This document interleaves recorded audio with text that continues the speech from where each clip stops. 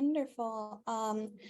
Today I'm going to talk about Museum of Contemporary Art, Arlington. To start out, I know that Greg had mentioned introducing myself a little bit. I am originally from North Carolina. Um, I moved to the DC area around 2016 for grad school. I'm an alumni of George Washington University. I got my MFA there. And the kind of who I am, oh, alumni, yay! The who I am and how I got here. I have always been in the arts. I started out in performing arts, so music, dance, theater. My undergraduate degree is actually in theater production, so I specialize in costume design and scenic design. From undergrad, I worked at Busch Gardens Williamsburg and their costume shop, putting on productions for their plays.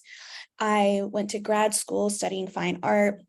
So while I was studying fine art, I did a lot of artist assistantships with professors. So we had a few shows in New Hampshire. I did a show at GW pre-COVID, and one of the pieces there is actually on display at the Lucy Burns Museum down at Workhouse. It's a piece about suffragettes. And I actually graduated with my MFA during COVID. In May 2020.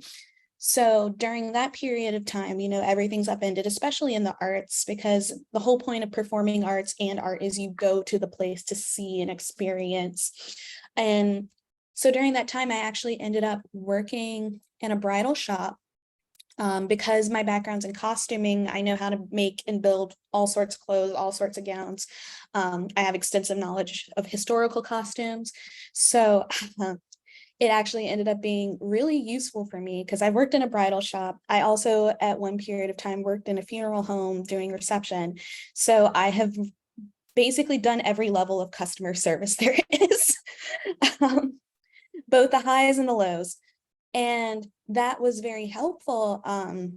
Once things started getting back to normal, I knew that I like arts management. I'm used to fast-paced production, having that ongoing planning, that sort of thing.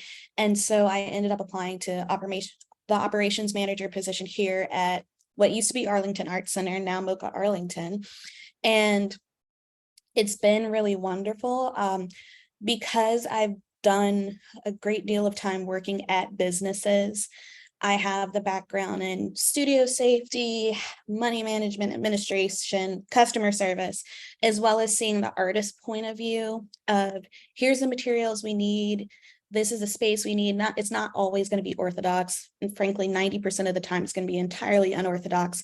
But how can we create an environment that's good for artists and good for art lovers in the same realm? My current projects here at MoCA is where I'm working on expanding our volunteer programs. We're working on doing more outreach, so making partnerships with other community organizations. So of course, yourselves, Arlington Neighborhood Village. We have an extant partnership with Bridges to Independence. We're working on a partnership with Path Forward, but really making sure that we're community-based and helping the people of Arlington and in the DMV area. I like to explain my role here at MoCA as the easiest way to say it is I keep the building from burning down. So, facilities, if it's broken, I'm going to make sure it's fixed, doing administration, all sorts of things. It's like, oh, well, we've had a spill of some weird art material, like, let's figure that out. Or somehow there's a bird in the building, we're going to deal with that. I do all of our permitting and a lot of liaison work with Arlington County government to make sure that whatever weird thing we're bringing in is completely kosher with the government and such. So it's kind of like an all-encompassing business aspect of art. So about the Museum of Contemporary Art Arlington, I believe our executive director, Katie, gave a talk last year sometime. It was a while ago, but we used to be Arlington Arts Center. We were under the name Arlington Arts Center until extremely recently, just last year. The building was built in 1909 as the Clarendon School, and it ran as a school until 1973. Once the school was closed down due to lack of attendance, a group of artists decided to found a space where they could have artist studios as well as show their work. And so in 1974, Arlington Art Center was founded, and it's been ongoing for 50 years. Our 50-year anniversary is actually next year, so stay tuned for programming about that. We plan to do a lot of fun stuff. We are right across the street from the Virginia Square Metro. It is on Wilson Boulevard and Monroe Street. And if you have any issues finding it, there's tennis courts, we're right in Maury Park. A lot of times people have said they've seen this, they thought it was a house or a church or something, but we're open most of the week. So we really encourage people, like if you see it, just walk on in, come visit us. We love it. What we do here is a little bit of everything. As the name suggests, we have a robust exhibitions program. So we are an art gallery. You can come in, it's a free art gallery. We're open Wednesday to Sunday. We're the only art gallery and art museum in Arlington County. We also do arts education for all ages. We do summer camps, we do adult classes, all sorts of things. We also have an artist in residence program. So we have studio space for 12 artists that runs throughout the year. Every artist gets their own show, as well as a collectors program. We've started a whole bunch of new MoCA on the Move public programs. So we really do a little bit of everything. And we try to make sure that we're inclusive and really encouraging people to get out and experience the space. So as I said, the main point, well, we're a museum. So museum means exhibitions. We are 9 galleries strong. It's non-collecting museum, which means that we don't keep any pieces permanently. And our gallery spaces, we have 17,000 square feet in this building for galleries, classrooms, etc. We're contemporary art only, and contemporary here means that all of the artists we show are alive. They're all living, breathing, working. Our motto, or one of our main thoughts, is you can't just go straight from being in art school to showing at the Smithsonian. You have to have some sort of step in between to build an arts career. And to do so, we want to be one of those steps of, we want to show people and start their careers, really help them become famous, successful artists. And I'm going to go through our current exhibits. They each have their own slide. I started doing this and realized we have a lot going on here. And then some of our upcoming ones. This right here is a still frame from a past exhibition we had. We do around 4 changeovers a year per seasons, I believe. And this is from an international spotlight we do every single year. This year was 2 artists from Ukraine.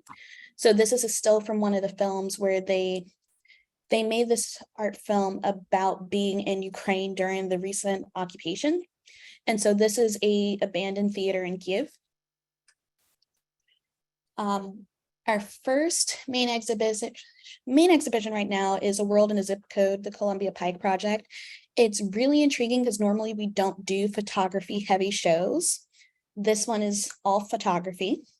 The Columbia Pike project, are any of you familiar with it? Oh, yay, a couple, awesome. For those who don't know, it was started in 2007 by Lloyd Wolf, who's a photographer and Columbia Pike native. And they started documenting the neighborhood and all of the different experiences and really the local beauty of the space. And it's called A World in a Zip Code because there's a lot of different cultural groups within Columbia Pike, and they wanted to encompass all of them. The show is expansive. We have around 40 or 50 pieces from Columbia Pike project right now, but that's a drop in the basket. The project's been going for over 20 years now, so tons of work to see. I wanted to say that we have an artist talk on Saturday, August 12th from 1 to 2:30 p.m. with photographers from the Columbia Pike project. Heavily recommend you come. They're going to be talking about the work, their experience. If you've ever wanted to talk with an artist or how they decided to do what they're doing, what was the thought process, or if you see a piece and you're sure it means one thing, but you want to see if what you're getting from the piece is what the artist intended, artist talks are a great way to do that. We have artist talks for every single show we do. So every single show you have a chance to speak with the artist who did it. And so that's something we like to do, of bridging the gaps between this thing is in a frame or on a pedestal versus the actual human connection between viewer and artist. We have a question. Is GMU's folklore program is also documenting Columbia Pike. Is there any connection between that and the Columbia Pike project? There might be. From my end of things, I've only spoken to Lloyd Wolf and the other photographers who founded the original Columbia Pike project. I would be completely unsurprised if GMU was doing a cohort thing or if they started their own, but I do know that this was founded separately. Okay, and we had another earlier question. You were talking about your job making sure the building doesn't burn down. Yes. Somebody asked, who owns, does Arlington County own the property, and who's responsible for maintenance and upkeep and upgrades and all that kind of stuff? Okay, this involves, I actually have a flow chart for this. So this is a great question. The building and the land is owned by Arlington County. However, we are entirely independently run. And in our lease, which I'll spare you the main details of, going through our lease, parts of the building are strictly Arlington County's responsibility, and parts of the building are strictly our responsibility. So if a window is broken, the county fixes it, but we have to put the shades in, all the interior such. And so anytime a maintenance issue comes up, we have most of them down now, which is why the flow chart was made. But sometimes there is confusion for, is this us? Is this you? Does anyone know? So, and especially in an old building, this building was built in 1909.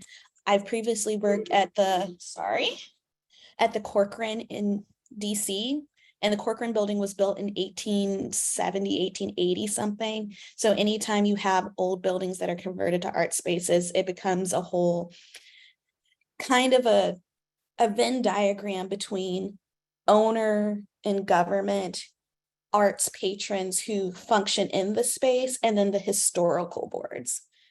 So anytime we have something happen at this building, it's a talk between all three of us to figure out how to fix it. Less direct of an answer than I know you were thinking, but it's county building. Thank you. No problem.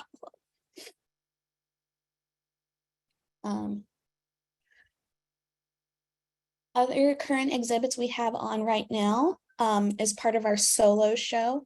Every year we open up, so it's called solos because it's one artist. Normally we'll have an exhibit, so Columbia Pike project features Columbia Pike, but it's multiple photographers, or we'll do a biennial where it's multiple different artists together, and it's all part of the theme of a show. For solos, individual artists can apply and say, hey, I have this body of work, or I have this project that I really want to show. Here's my proposal. Here's photos of my work. I just need a space to show the pieces I'm working on.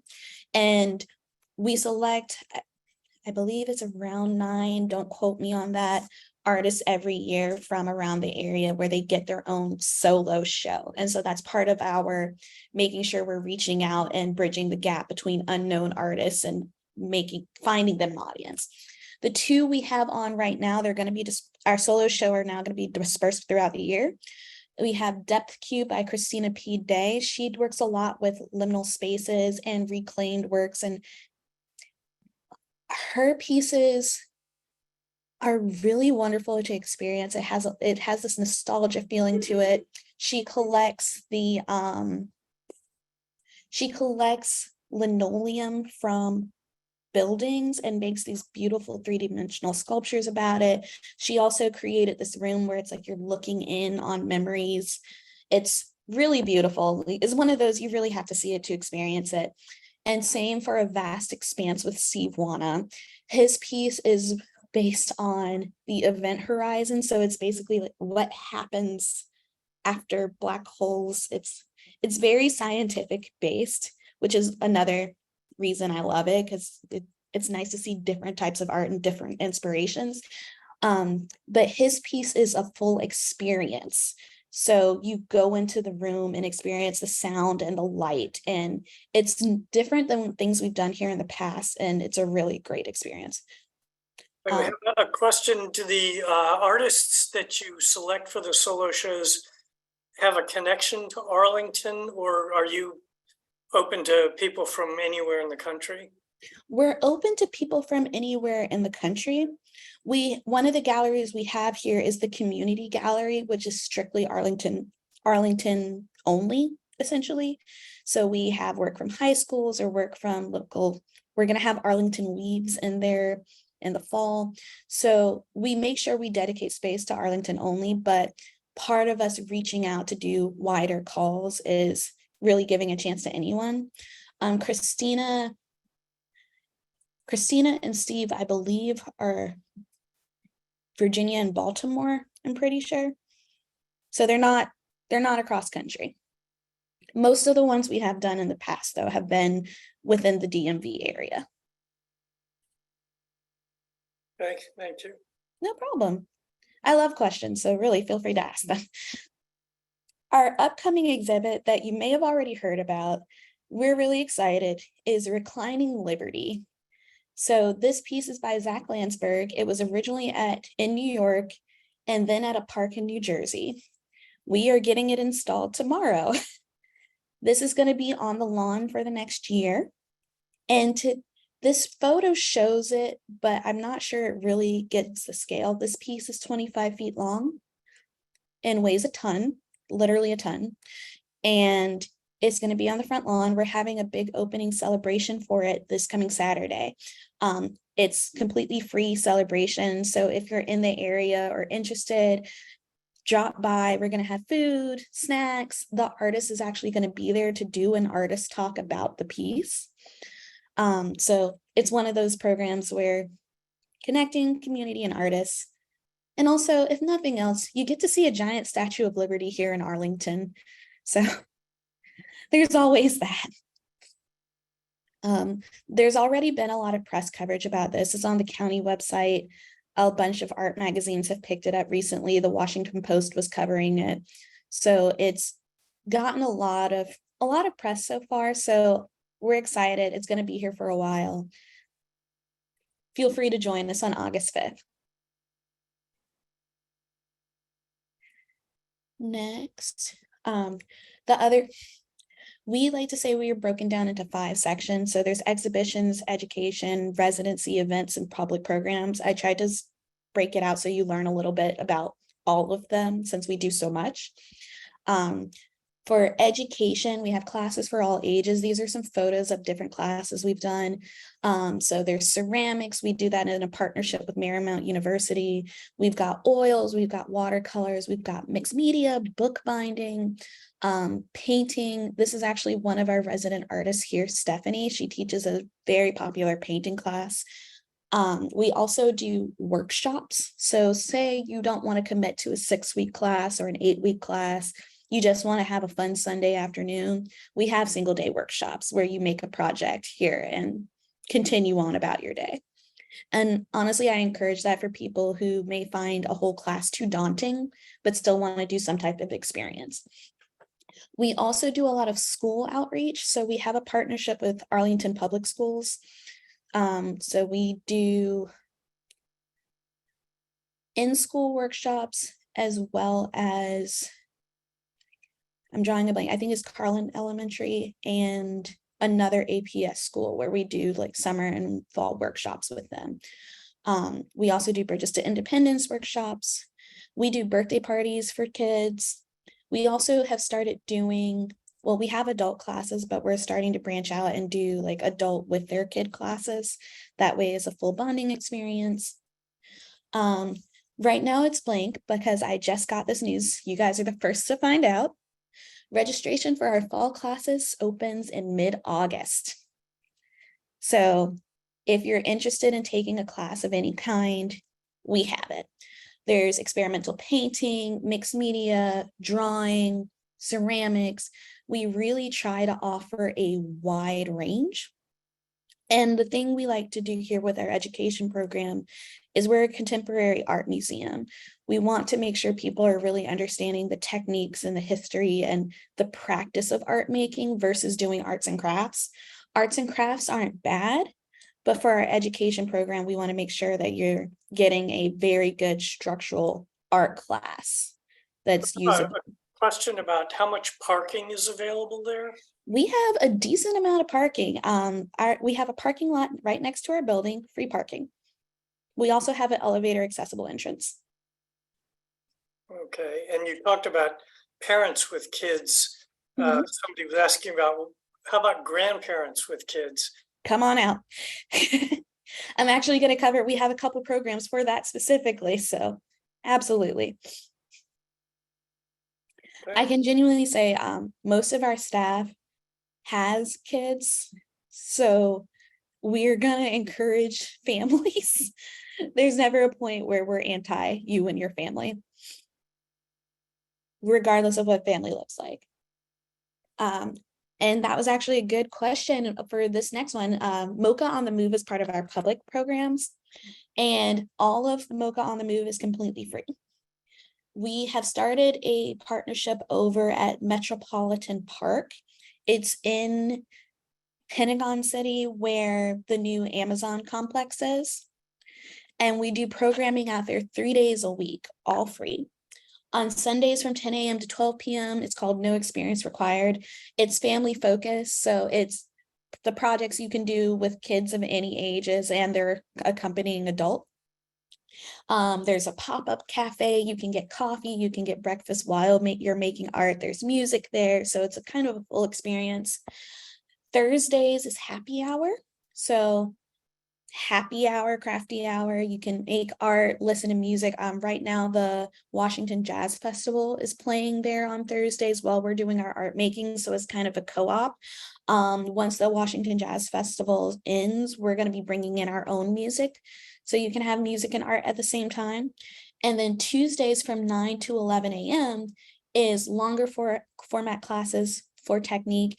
The Tuesdays classes are geared towards retirees and older people. So if that's you're welcome to any and all, but that's the one where we were like, we want to make sure it's a nice Tuesday morning activity. So if that's something you're interested in, all of these programs are free. And you provide all the materials? All the materials are provided. There's chairs. You get to take your project home with you once you've done it. And we try to program it so if you want to go multiple times, you're having a good time, you're not going to fall into a lull. Our program manager there, Sarah, she really wants to make sure it has repeat ability, so you can come back multiple times, do something different, really expand artistic knowledge versus doing the same program every single week. I see Weber has his hand up. If you want to unmute yourself and ask your question.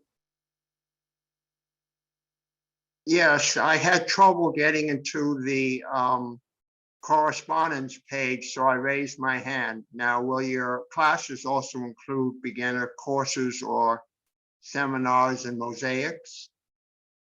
Mosaics? Mosaic art? Mosaic art, not exactly, because are you thinking specifically ceramics and glass? Okay, I suppose probably either. Gotcha. Right now, our ceramics focus on hand building and throwing. So throwing is making pots and plates, the rounded things.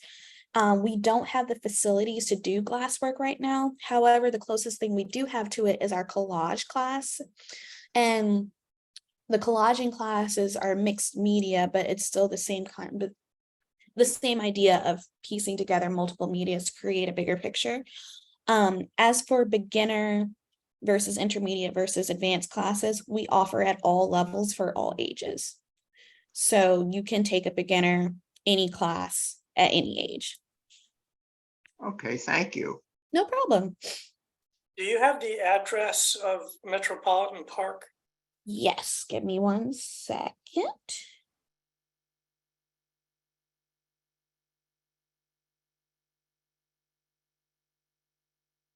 Because it's a newer program, I don't have this one completely memorized yet. I'm so sorry.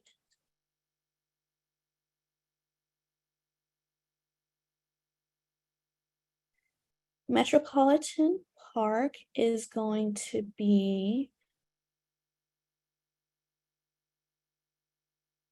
sorry, my internet's being slow. While that loads, I can put it in the chat or I'll just come back to it once it like pops up on my screen. But I'm happy to give it to you.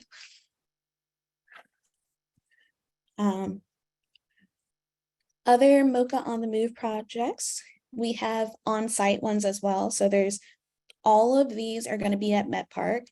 On site, we're having meditations in the gallery.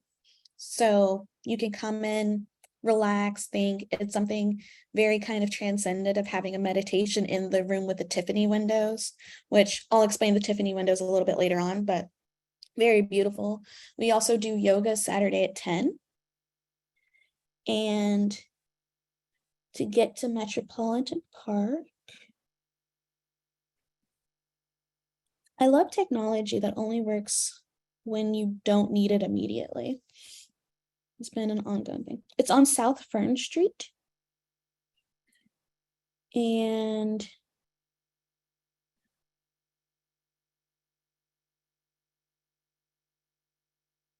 yeah, I'll just put it in the chat. It's being weird. But yeah, MoCA on the Move in on-site means that at the museum, you can come do one of these programs and then tour the museum. And we encourage that.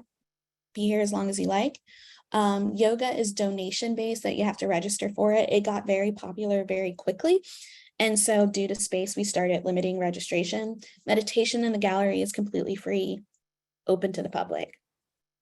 Okay, we have a question about the Reclining Liberty opening. That is Saturday from 11 to 1? Correct. Okay, so Saturday, not Sunday? All right, Yes. just to restate that. Yes, August 5th. And it's going to be on site at the museum.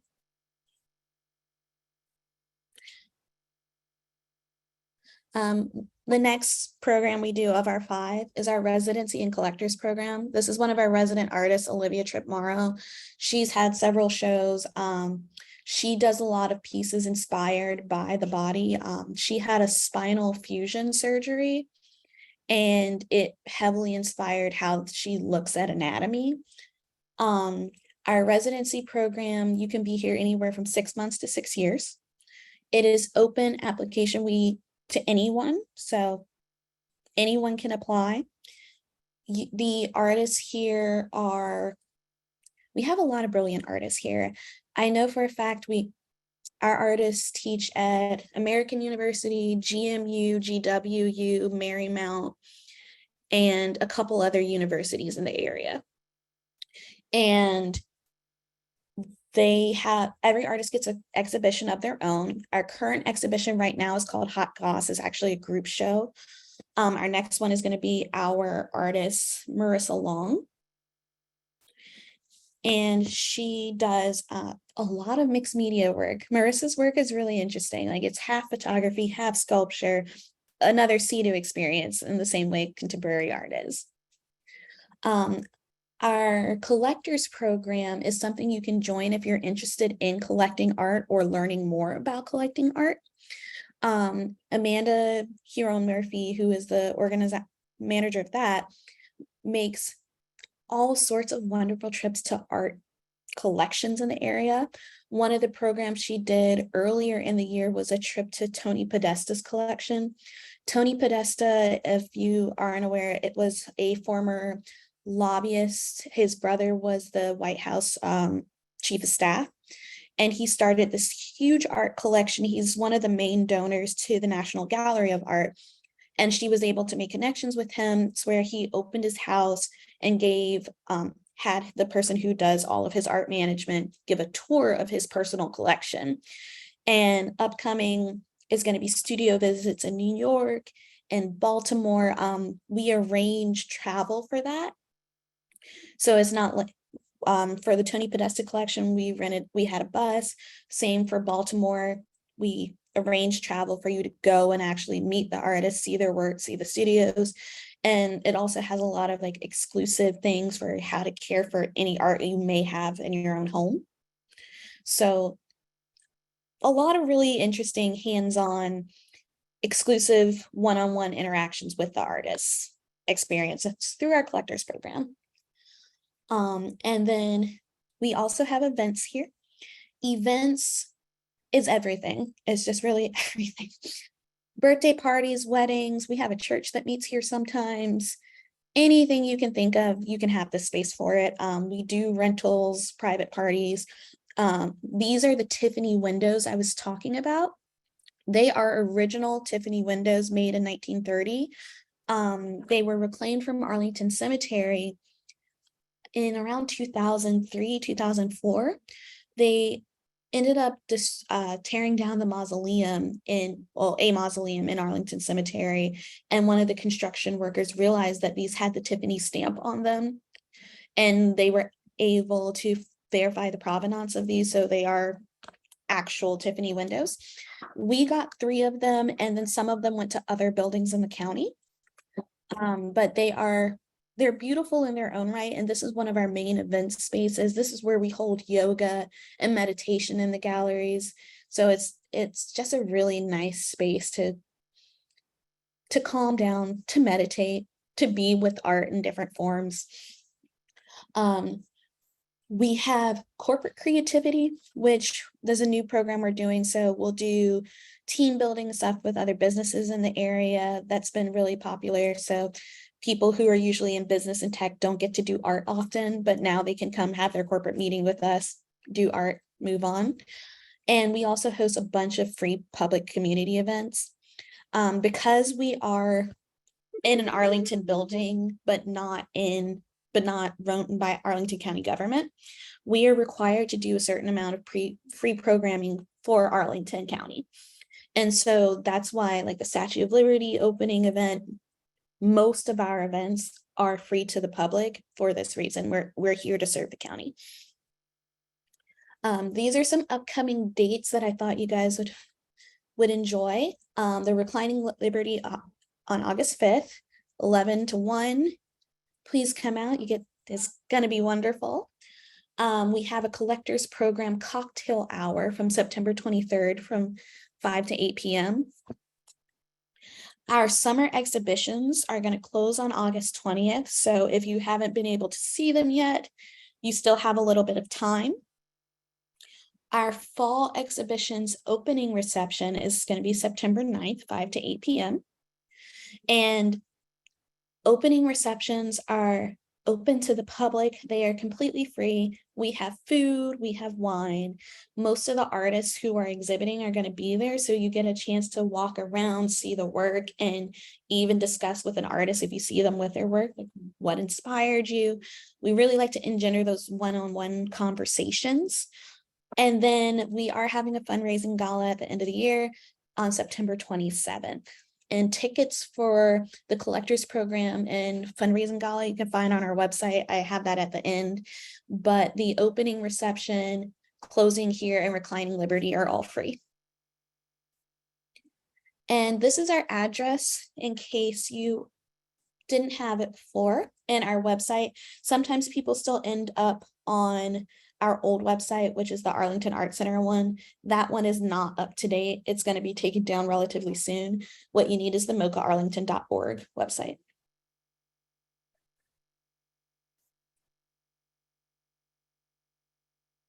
And I'm still getting the address for you for Met Park, but are there Somebody already posted that. Oh, thank God. Thank you. Are there any other questions for me? Well, we've got a comment here about the reception on Saturday. That the parking lot may fill up, but there is street parking on Monroe, and it's right across the street from the Virginia Square Metro. So Precisely. a short 2-block walk away. So it's not even 2 blocks from the Virginia Square Metro. You can see the Metro entrance from our front door. Yep.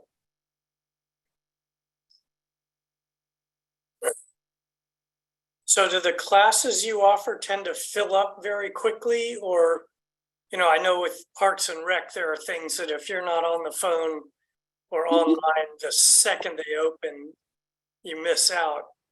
Some of them do, some of them fill up at a reasonable pace.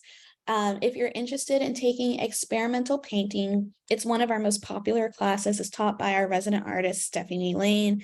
That one fills up within the week it opens. We have our other classes, I would say, fill up at a normal pace. If we ever have low enrollment, we'll do email blasts saying, hey, join this class, take this thing. Our classes cap at 12 to make sure that it's still, we never want to pack a class so you don't get the time you need with an instructor. So all of them cap at 12, just to give you kind of an idea. One question that I would have is that, do you encourage people like to come on a tour? I mean, if somebody had brought together a group of people like ANV and it was kind of like a field trip or a church or Absolutely. something, how would that be scheduled and how would that work? Fun facts, the way you schedule that is you email me. We have a field trip form, and we say field trip, we use the form for all ages. Because we've done field trips from elementary schools all the way through. Vitality Nursing Center has bought residents through here. So yeah, you email me. I'm going to ask you what days you were thinking. Usually the only conflicts we have is right now we're running summer camp. So summer camp means that we are filled to the brim with children. So we want to make sure that your experience isn't, also overlapping with that. But we can set a day and time, or maybe it's like day and time. We know how many people you're bringing. With our tours, we offer self-guided, or if you want, you can get a curator tour. So one of Blair Murphy, who's our exhibitions director, she knows that show like the back of her hand. She knows every show. She knows all the art. She's really great at what she does. She can give you a tour, or Amanda, who runs the residency program, can give a tour as well. And we can easily set that up for you. I would say that it's going to be easier towards the end of August, early September, just because summer camp's going to be over by then. Though to see the work before it closes, this show before August 20th for sure. And then the fall shows open September 9th. So just let me know if you want to see what's on right now or the next batch of things. And what would be the timing? Would be morning, afternoon, a weekday versus weekend, and how long would stay do with the tour? Weekday, because that's when the main staff is in. On the weekends, we're still open, but it's like a skeleton crew. Curators are in Monday, Friday. We would do weekday. I'd say a full tour is like an hour and a half, depending. It depends on how many questions you're asking. If your group decides that, hey, we want to run through everything versus really take time with each and every piece. I've seen Blair do it where she'll explain the room and then give people time to sit in with each piece. We've also had it where, say, the tour lasts an hour, but we don't kick you out afterwards. So if there's anything you want to go back and visit, you're more than welcome to. And unless usually our tours, field trips are free unless you're also doing an art activity as part of it. Then there's a charge because, art material, paying the instructor and such. But if you just want to come for a tour, that should be free. And let me think, what were the other questions you asked me about setting up a tour? I think you answered, but one question also that came up is the building wheelchair accessible, especially Absolutely. older adults, that they might need to sit down once in a while or need to come in, using a walker or a wheelchair? We are 3 floors of art. We have an elevator that goes to all 3 floors. Okay. In the show, we do have benches available. And one of the things we like to do if we're setting up your tour ahead of time, Something we did for Vitality Living even is they said, hey, we have this many wheelchairs, this many people who may need to sit down. And we're like, okay, we can accommodate that. We'll bring out a couple extra chairs in the galleries or do this sort of thing. Plan it at a time where we know it's not going to be overrun with kids or something. So you're not going to have your tour and say an elementary school tour at the same time. Got it. Okay. Mhm. Thank you. No problem. Give us notice and we're really happy to work with you. Okay. Yes. Gary, did you have any other questions that you wanted to, Well, I was going to ask, if you think back over the last year or two, what have been your favorite shows? Ooh.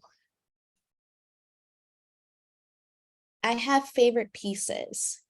Right now, Steve Wanna's piece, The Expanse, is really up there. Stephanie Lane had a piece in her resident artist show. She's an experimental painter and abstract painter. And normally I don't even like abstract art, which I can give you a full educational experience on why it's important. I just personally was never really a fan. Gorgeous piece. It's still in her studio, so every now and then when I'm doing rounds, I'll just go stare at it.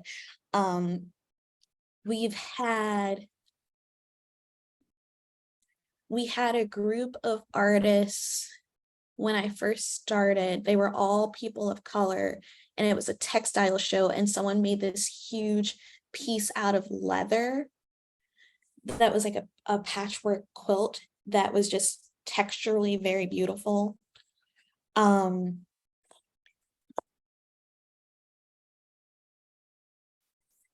We've had so many cool ones. Our last show, Assembly Time and Attention, there was a Korean artist who she learned how to do mosaics, as someone was saying earlier, but made out of eggshells. So she had a pair of boxing gloves that had been entirely encased in an eggshell mosaic, and they were inspired by Muhammad Ali. And there's actually a pair of her mosaic gloves at the Muhammad Ali Museum. And those are really cool. So yeah, we try to have a wide range. I tend to like art that's very meticulous. So when I can look at a piece and tell that like someone really spent time exacting this together, I always love it. So yeah, there's a Rhea, one thing that what also occurs to me is obviously there are so many museums in the Washington area. You know, I guess I'd ask two questions. One, how do you determine what you're going to display at your museum? And do you partner or reach out to some of the other museums in this area, art museums, to see if maybe you could get some artwork, you know, for your museum as well? Well, the best way to explain this, because we're contemporary, so all of these are living, breathing artists. Right. That cuts out a good chunk of artwork right now. And we want to differentiate ourselves from art museums in DC, because they show people who are already at the top of their game. To get into the Hirshhorn, to the NGA, you are already well known, you've been collected, you're at Sotheby's, you already have made an artist career. But there's a whole host of artists that aren't there yet, but have every ounce of the potential to be there. And that's who we're looking for. In a past exhibition for our biennial, actually, our curator Blair reached out to multiple art organizations across the country and had them nominate two of their resident artists that they thought would be great to go in a biennial, who needed the exposure, that had the work that could back up us taking this chance on them. So that way we expanded past our borders, and we ended up with artists from 9 different states. We also like to make sure that we are showing a diverse group of artists, because yet again, in DC, there's plenty of European-based art, and it has a place in history, it has our respect, but we want to make sure we're showing everyone. And then being non-collecting means we don't keep anything. So there's usually pieces that we're not going to get from bigger museums. However, we have had pieces on loan. So right now, the Columbia Pike project, a huge chunk of those pieces we have on loan from the Library of Virginia, because they formally collected the pieces as this archive. So we're working with them and we have it. We have worked with collectors. So sometimes an artist will have a piece they sold to a collector. And so we're like, hey, can we have this so we can display it? We actually have some former resident artists who worked with us who are now in the Smithsonian, or artists that we showed in International Spotlight or something that are now renowned in their country for being an artist. So that's what we're looking for, being able to say, we saw it, we knew it, we wanted to give them a chance, and now look at how far they've come. Great. Yeah. Great. Do a lot of the artists that you give space to go on to show in commercial art galleries in this area? Yes. Right now, one of our resident artists is a Hamiltonian fellow. We've actually had a couple of our resident artists who were showing at Hamiltonian. Another one of our resident artists, she just completed her residency here, but she's at an art gallery in New York. And I feel so bad for not remembering the name of her gallery, but she does a lot of Iranian Middle Eastern art. And so like former Iranian government officials collect her work now. So she has a huge thing for that. Another resident, he's here, he started here. He's now one of the building, I'm sorry, I'm drawing a blank. His work has been purchased for hotels and office buildings. He makes these massive textural paintings. And so he's collected for the purpose of being in the lobby of these buildings. It looks like Weber raised his hand again. Yep. Weber? Yes, just a question. I know there are so many artists in the community and in the country, but if, let's say you're not a bona fide artist, but you have some artistic talent or interest or passion that you want to share with others. In the museum, are non-bona fide artists allowed to exhibit? Or is there a place in the museum that allows these kind of works from people who just have art, let's say, as a hobby or a side interest? That's why we have the community gallery. It's also why we encourage solos, exhibitions, applications, because it's one of those things where who is a bona fide artist? If you've come out of art school, if you've gone to art school, or if you're self-taught, one of the artists I think of, Alma Thomas, she was self-taught. She didn't become an amazing, famous artist till she was 65. And you have to start somewhere. We don't do any age discrimination. If you want to share your work to show it, doesn't hurt to apply. If you want to share your experience with doing a workshop or something, it doesn't hurt to reach out to us. The main thing is, like I said, we look for artists who have the passion and potential. If you've already shown at the Smithsonian and you've already been collected, then we're not as much of a stepping stone as, hey, one of our resident artists, she became a resident right out of her bachelor's degree. She had potential. She teaches with us now. We see her doing stuff. She got her residency with us, teaching with us. Now she is starting, she adjuncts for not George Mason, not George Washington, Georgetown. She is now teaching at Georgetown. So that's the kind of trajectory we like to encourage, but we also encourage our community programs to say art is for everyone. There's plenty of galleries in DC where you can walk in and feel othered, where it's you and the big glass wall, and you don't touch, you don't breathe too loud, you don't ask any questions because it's like being in a church almost, whereas here we are hands-on. We want you to ask questions to really experience the humanity behind the art versus just putting everything in a glass case. Okay, thank you so much. No problem. Gary, did you want to look at any and share any other?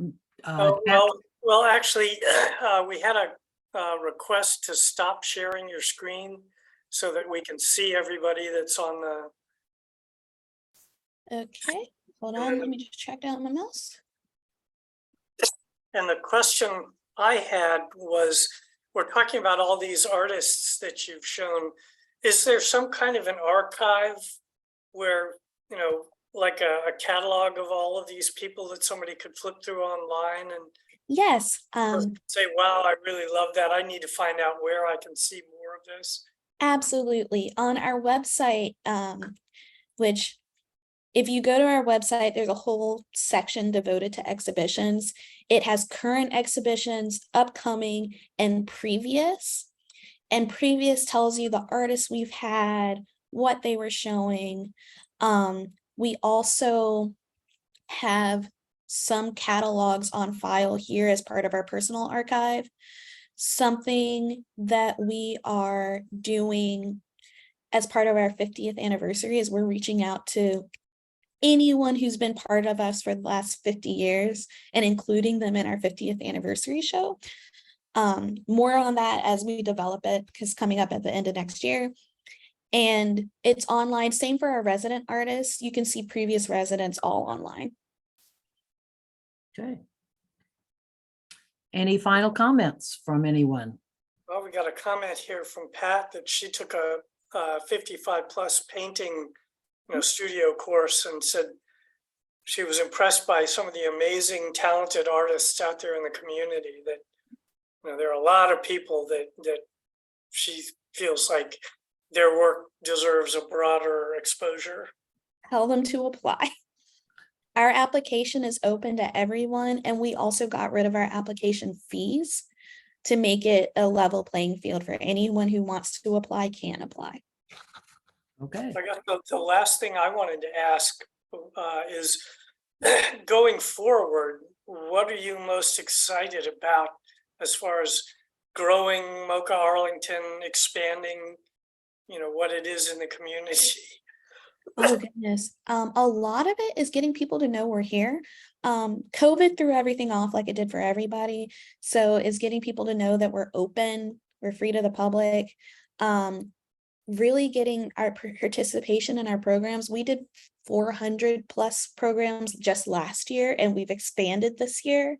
Well, And part of the reason I like working here and really believe in the mission of the space is that human connection. As I was saying before, getting people to realize, oh, art gallery, I have an expectation of this. It may not be my thing, or I may not feel as at home in the space as I would like to. We like to make this place feel like home.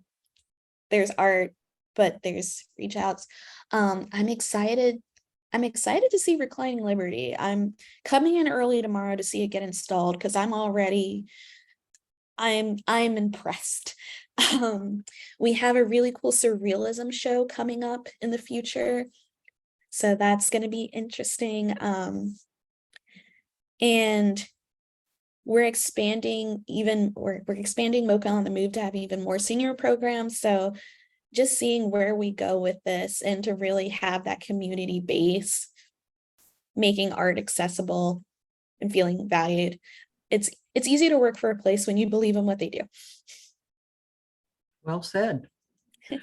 So we want to make sure that you give us that new website or that address. You want to say that one more time? Yes, it is MoCA Okay. Arlington.org. All right. And did I see one more? Yes, they were asking about enlarging our space. That is a loaded question. Every place I've worked needs more space. We also love our space. So that's why we've started doing some stuff off-site. That way we've had 5 programs running in a day in 3 different locations. Okay. So, yeah. Well, But we always need storage because who doesn't? sounds like there's more to come for your story. So, well, I definitely want to thank you. And Rhe'a Roland-Singer with the Museum of Contemporary Art Arlington. So thank you so much for your presentation. It was excellent. Excellent. Thank you. Thank you. So, and we're just about out of time now, and I just noticed that for all of you who are concerned about osteoporosis, that's going to be the topic of next week's Coffee and Conversation at 10 o'clock on August 9th. So be sure and join us yourself or family members or whoever. So, and with that, I think it's 11 o'clock and it's time to say goodbye and have a good rest of the week. Stay cool and we'll see you next week.